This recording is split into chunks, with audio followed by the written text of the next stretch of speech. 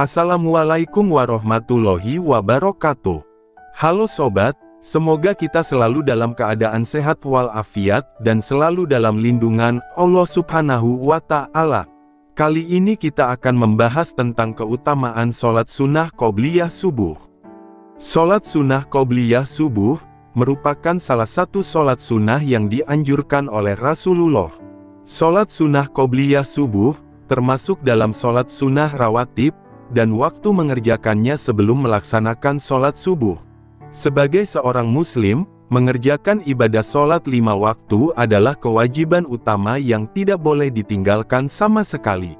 Sholat juga menjadi salah satu rukun Islam, dan dianggap sebagai pondasi dalam agama Islam. Namun, kita juga tidak boleh hanya terpaku pada sholat wajib 5 waktu saja.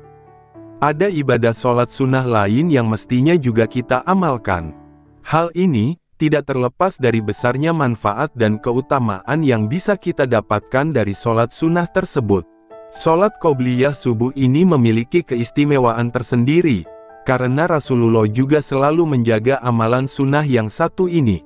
Nabi Shallallahu Alaihi Wasallam tidaklah menjaga salat sunnah yang lebih daripada menjaga salat sunnah 2 rakaat sebelum subuh, hadis riwayat Muslim. Berikut keutamaan melakukan sholat sunnah qobliyah subuh. 1. Lebih baik dari dunia dan seisinya. Keutamaan sholat qobliyah subuh yang pertama adalah kebaikannya yang lebih baik dari dunia dan seisinya. Keutamaan sholat qobliyah subuh yang satu ini mungkin sudah banyak diketahui oleh kaum muslimin. 2 rakaat fajar, sholat sunnah qobliyah subuh, lebih baik daripada dunia dan seisinya. Hadis riwayat Muslim.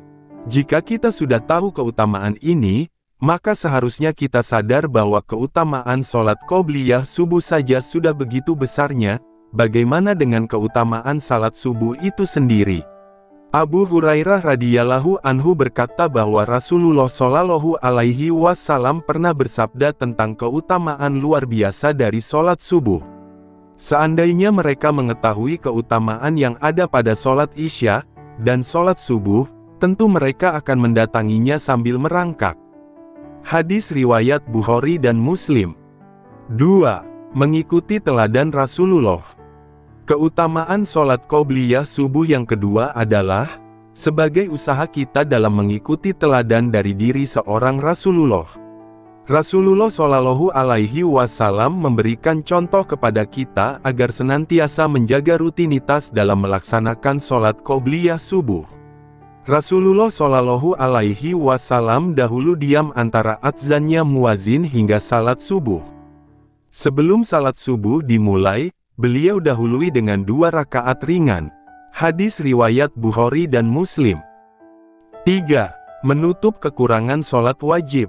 Keutamaan sholat qobliyah subuh yang ketiga untuk menutup kekurangan kita saat menjalankan sholat wajib. Sebagai manusia, kita selalu memiliki kekurangan. Begitu juga ketika melaksanakan ibadah sholat wajib. Tak jarang sholat yang kita lakukan terdapat kekurangan di bagian-bagian tertentu. Untuk menutup kekurangan tersebut, dianjurkan untuk melaksanakan salat sunnah. Nabi Shallallahu Alaihi Wasallam bersabda, sesungguhnya amalan yang pertama kali akan diperhitungkan dari manusia pada hari kiamat dari amalan-amalan mereka adalah sholat. Kemudian Allah Ta'ala mengatakan pada malaikatnya, dan dia lebih mengetahui segala sesuatu, lihatlah kalian pada salat hambaku, apakah sempurna ataukah memiliki kekurangan? Jika salatnya sempurna, maka akan dicatat baginya pahala yang sempurna. Namun, jika salatnya terdapat beberapa kekurangan, maka lihatlah kalian apakah hambaku memiliki amalan salat sunnah. Jika ia memiliki salat sunnah, maka sempurnakanlah pahala bagi hambaku dikarenakan salat sunnah yang ia lakukan. Kemudian amalan-amalan lainnya hampir sama seperti itu.